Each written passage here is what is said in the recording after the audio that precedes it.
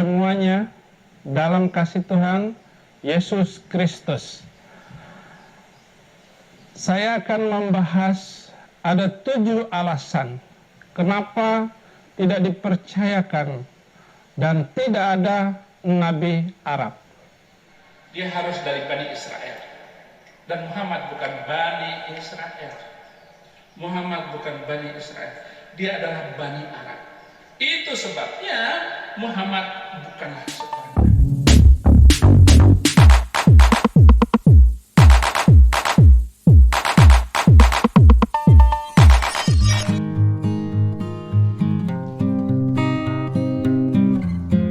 Assalamualaikum warahmatullahi wabarakatuh. Berjumpa kembali di channel Cendekia Muslim. Teman-teman sekalian, sebelum membahas apakah ada nabi atau rasul dari bangsa Arab, terlebih dahulu perlu kita renungkan ya, sebagai umat yang beriman, beragama, berakal sehat, tentu kita meyakini bahwa dalam mencari sebuah kebenaran, apalagi sebagaimana ajaran agama Islam ya, itu selalu ada 2 petunjuk dari Allah Subhanahu wa Ta'ala setidak-tidaknya. Apa yang dikenal dengan namanya dalil nakli dan dalil akli. Dalil nakli itu lebih pada petunjuk-petunjuk wahyu, sementara dalil akli itu adalah petunjuk melalui akal kita atau rasionalitas kita. Intinya 2 itu ya, meskipun ada lagi petunjuk-petunjuk yang lainnya seperti khawas, panca indera, kemudian top, petunjuk insting begitu. Tetapi secara umum kita kenal dengan petunjuk wahyu dan petunjuk akal atau rasionalitas kita. Teman-teman sekalian, terkait dengan apakah nabi atau rasul itu hanya dari kalangan Bani Israel tanpa menggunakan dalil-dalil wahyu, tanpa menggunakan petunjuk dari kitab suci sebuah agama pun ya, kalau kita mau berpikir rasional, berpikir dengan akal sehat, tentu saja kita tidak akan berkesimpulan bahwa nabi atau rasul itu hanya berasal dari kalangan Bani Israel. Karena bagaimana mungkin ya Allah Subhanahu wa Ta'ala atau Tuhan yang Maha Esa itu hanya memfokuskan keselamatan itu untuk kaum Bani Israel saja. Tentu saja itu tidak logis ya. Karena kita ketahui bahwa umat manusia itu sudah hidup dari zaman dahulu dan mereka tersebar ke berbagai benua. Tentu saja kalau kita mau logis ya, mau berpikir rasional, Allah Subhanahu wa Ta'ala tentu akan memberikan pedoman, entah itu yang dinamakan wahyu atau pedoman-pedoman yang lainnya, melalui perantaraan seorang utusan. Tidak mungkin utusan itu hanya difokuskan kepada Israel. Kita meyakini bahwa di belahan dunia manapun dalam periode-periode waktu tertentu pasti ada utusan-utusan yang membawa ajaran atau pedoman hidup yang diberikan oleh Tuhan yang Maha Esa. Kalau kita yakini adalah dari Allah Subhanahu wa Ta'ala, logiknya begitu. Teman-teman sekalian, kalau kita mau merujuk ke Al-Quran ya, Al-Quran yang kita yakini sebagai wahyu yang universal, kemudian sampai hari kiamat berlakunya, itu tentu kita akan menemukan bagaimana Allah menjelaskan, Allah mengirimkan utusan ke berbagai belahan dunia begitu. Kalau di kitab-kitab terdahulu ya, seperti Bible, kemudian Torah dan lain sebagainya, itu tentu kita tidak akan menemukan bagaimana penjelasan mengenai pedoman keselamatan bagi bangsa yang lain. Karena memang wahyu-wahyu terdahulu seperti yang kita yakini itu sifatnya temporer dan periodik begitu. Temporer dan lokal begitu maksudku. Hanya untuk waktu-waktu tertentu dan hanya untuk daerah-daerah tertentu. Nabi atau rasulnya pun juga sifatnya temporer dan lokal. Kita kembali ke ajaran Al-Quran. Dalam surat An-Nahl ayat 36, Allah Subhanahu wa taala telah menjelaskan bahwa sesungguhnya Allah telah mengutus kepada umat itu rasul-rasulnya. Jadi setiap umat itu pasti ada rasulnya yang mengajarkan untuk menyembah kepada Allah Subhanahu wa taala, menyembah kepada Tuhan Yang Maha Esa dan menjauhi tauhid. Intinya bahwa masing-masing rasul itu pasti ada utusan. Kemudian dipertegas lagi di Quran surat Ibrahim ayat 4 bahwa rasul-rasul yang diutus ke masing-masing kaum itu tentu dengan bahasa kaumnya. Yang diutus ke Bani Israel tentu dengan bahasa Israel, ya, bahasa Aramik, bahasa Ibrani begitu. Yang diutus ke belahan dunia yang lain tentu juga dengan bahasa kaumnya. Kemudian dipertegas lagi bahwa yang kita yakini ya dalam ajaran Islam itu bahwa sesuai dengan hadis Nabi, jumlah Nabi itu kalau tidak salah sekitar 124.000. Jumlah Rasul itu 300 berapa begitu.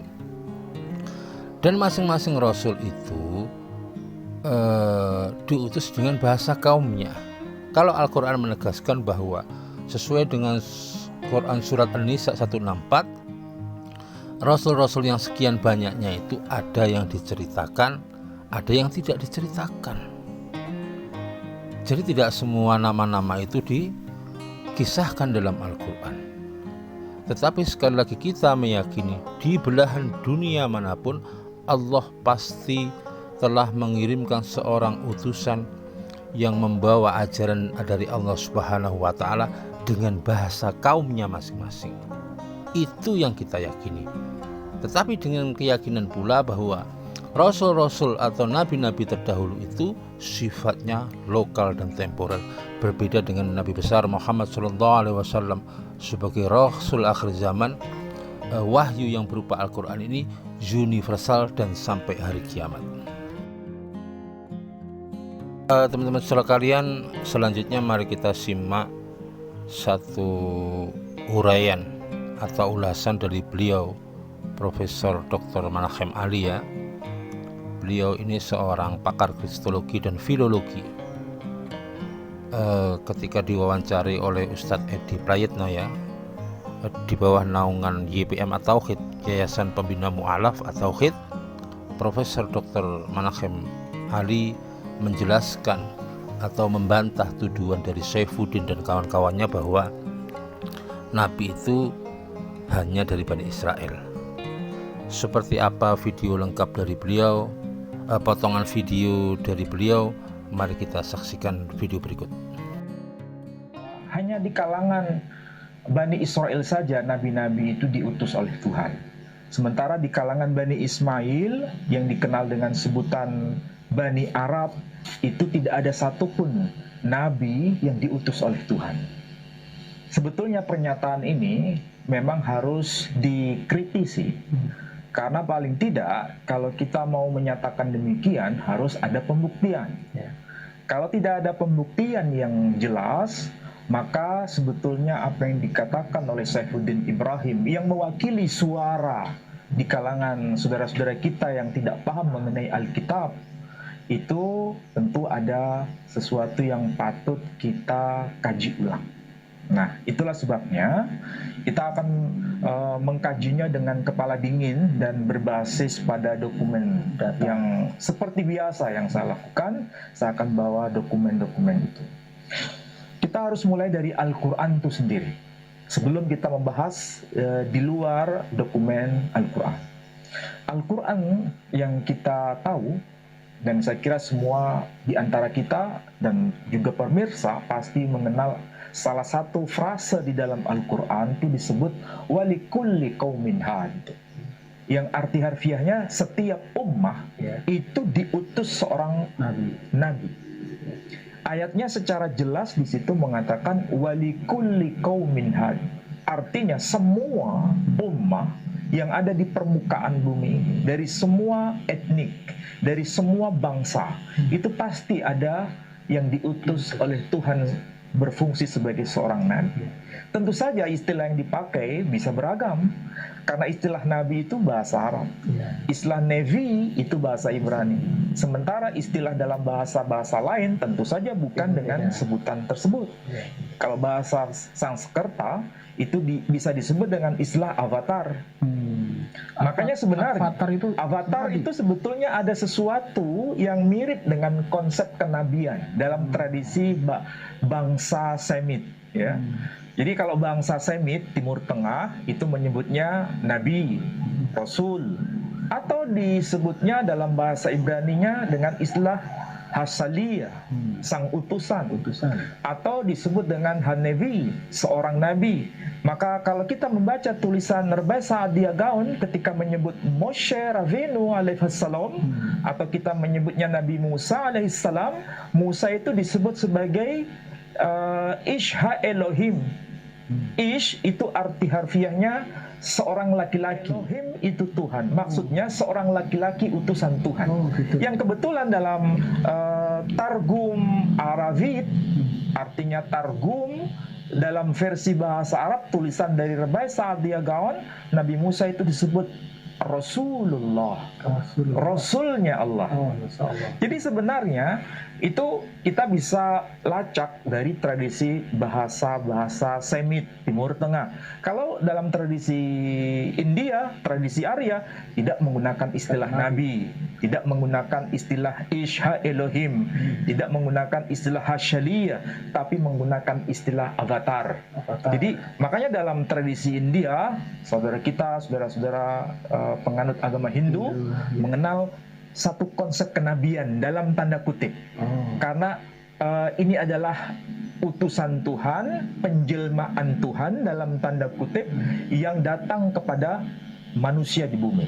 Makanya disebutkan dalam kitab Srimad Bhagavad Gita, di situ disebutkan yada hidarmasya glanir bhava tibart abhyutanam atharmasya tadat manam sarjamiyaham partrana yasadunam vanasaya chadiskratam dharmasam stapanartaya sambhavami yuge. Arti harfiahnya, jika kebenaran itu semakin menurun dan kejahatan semakin memuncak, maka aku akan turun dalam arti mengemban misi keilahian, dan ini bahasanya bahasa metafor sebenarnya, untuk melindungi para sadunam wanasaya chadiskretam, dan akan menegakkan kebenaran itu dan akan menghancurkan dharma. Aku datang dari masa ke masa. Jadi Tuhan dalam tradisi Hindu itu juga menyapa kita manusia, ada sang utusan yang diutus ke muka bumi. Dalam tradisi Arya disebut avatar. Nah, salah satunya adalah Sri Krishna, kemudian Sri Rama, dan lain-lain sebagainya. Nah, jadi sebetulnya konsep kenabian atau utusan itu berlaku untuk semua bangsa. Agama apapun mengenal tradisi itu. Bahkan kalau kita baca kitab agama Konghucu yang versi bahasa Indonesia, itu disebutkan Nabi Kongcu. Artinya Konghucu itu yang kita sebut di sini menjadi agama Konghucu. Itu tadi teman-teman ulasan dari Profesor Dr. Manachem Ali ya. Masing-masing agama ya, dalam tanda kutip ya, meskipun kita meyakini sebenarnya agama itu hanya satu. Agama itu hanya satu, yaitu Islam, yang diturunkan oleh Allah Subhanahu wa taala mulai dari Adam sampai Nabi Muhammad SAW. Kita meyakini bahwa figur-figur Rasul atau Nabi yang pernah diutus ke berbagai utusan itu dengan bahasa kaumnya masing-masing itu sebenarnya membawa satu misi yang sama, yaitu tauhid kepada Allah Subhanahu wa taala. Meskipun dalam perkembangannya kemudian agama itu ada penamaan yang berbeda-beda, kemudian kita yakini ada penyelewengan terhadap ajaran agama ya. Makanya tidak heran ya, banyak sekali pakar Islam yang husnudzon. Sebenarnya seperti Buddha Gautama itu bagian dari utusan Allah Subhanahu wa taala. Wallahu a'lam bishawab yang mengenai kebenaran itu, tapi kita boleh saja husnudzon. Figur-figur yang diutus oleh Allah itu sebenarnya membawa ketauhidan murni, hanya saja kemudian ada penyelewengan dari para pengikutnya. Kemudian dalam dunia ajaran agama kita kenal bahwa bapak dari semua agama itu sebenarnya adalah Ibrahim atau Abraham. Kita kenal bahwa Ibrahim atau Abraham itu memiliki dua jalur dari anak-anak beliau yang kemudian melanjutkan misi dakwahnya masing-masing, yaitu jalur Ishak dan jalur Ismail yang kemudian sampai kepada Rasulullah SAW. 129 Nabi Ibrahim munajat kepada Tuhannya, meminta kepada Tuhannya agar di antara mereka nanti itu muncul nabi, muncul utusan, muncul penggembala risalah ilahiyah kepada manusia. Siapakah mereka yang dimaksud itu? Sehingga Nabi Ibrahim meminta kepada Tuhan, dari kalangan mereka sendiri nanti muncul nabi, muncul rasul.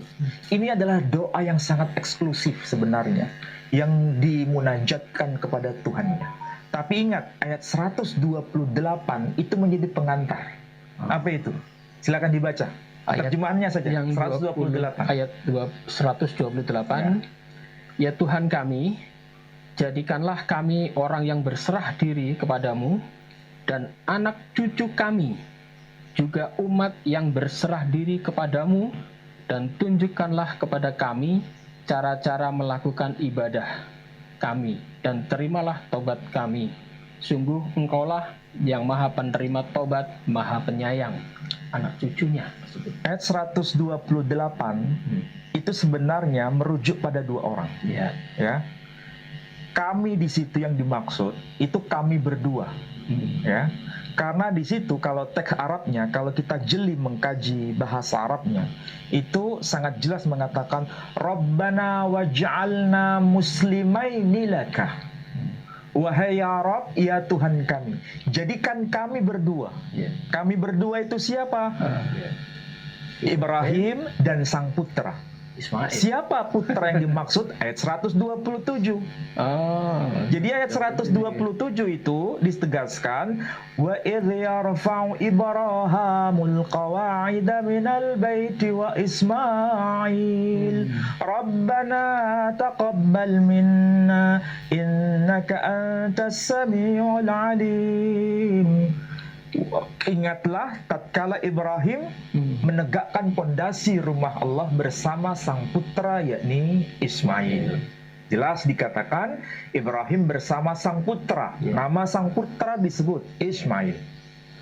Ayat 128 disebutkan Rabbana waj'alna muslimaini laka. Wahai ya Rabb, ya Tuhan kami, jadikan kami berdua. Jadi kami berdua di sini yang dimaksud siapa? Ibrahim dan Ismail. Teman-teman sekalian, kesimpulannya ya, bahwa tidak mungkin Allah Subhanahu wa taala, Tuhan semesta alam, Tuhan yang Maha Esa itu hanya memberikan pedoman keselamatan kepada satu kaum saja, yaitu Bani Israel. Tidak logik. Jadi klaim bahwa Nabi atau Rasul itu hanya dari kalangan Bani Israel itu tidak logik secara dalil akliyah kita. Karena Allah pasti adil ya, masing-masing kaum itu pasti ada utusannya masing-masing dengan bahasa kaumnya masing-masing. Jadi klaim Saifuddin Ibrahim bahwa Nabi itu harus dari Bani Israel itu terbantahkan dengan logika kita ya, apalagi dengan dalil-dalil Al-Quran yang sudah kita uraikan tadi ya. Jadi kalau Saifuddin Ibrahim mengatakan seperti itu sudah sukses ditampal oleh Profesor Dr. Malakhem Ali. Keluasan ilmu Profesor Dr. Malakhem Ali kalau dibandingkan Saifuddin Ibrahim ya ibarat kata ya bainas samai wa sumur sat. Ibarat langit dan sumur sat. Sumur sat itu ya sumur yang nggak ada airnya. Ibarat La Liga versus Tarkam. Itu ibarat dariku ya. Demikian kurang lebihnya, mohon maaf. Assalamualaikum warahmatullahi wabarakatuh.